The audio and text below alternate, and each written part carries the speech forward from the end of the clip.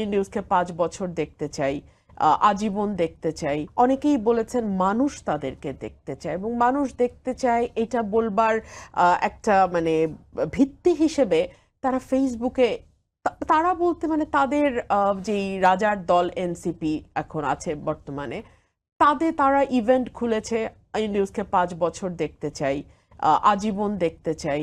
আমরা দেখলাম এই ধরনের ইভেন্টগুলো খুব একটা হালে পানি পায়নি, কিন্তু খোলা হয়েছে, এবং নানান রকম ফটো কার্ড ফেসবুকে ভেসে বেড়াচ্ছে, ইউনূসকে আমরা নেক্সট 5 ইয়ার্স দেখতে চাই। তো এই সকল কিছু মিলিয়ে যদি রাজনৈতিক দলগুলোর ভেতরে একটা অবিশ্বাস বা অনাস্থা তৈরি হয়, তাহলে আপনি রাজনৈতিক দলগুলোকে কতটাই বা দোষ দিতে পারেন?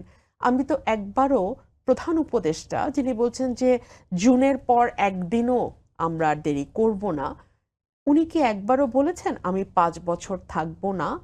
বা ওনার প্রেস সচিব যখন মানুষের এই জিনিসগুলো শেয়ার করছে, হ্যাঁ, ইভেন্টগুলো শেয়ার করছে, ৫ বছর থাকতে চায় এরকম ফটো কার্ড শেয়ার করছে, উনি কি কখনো ওনার অবস্থান স্পষ্ট করেছেন?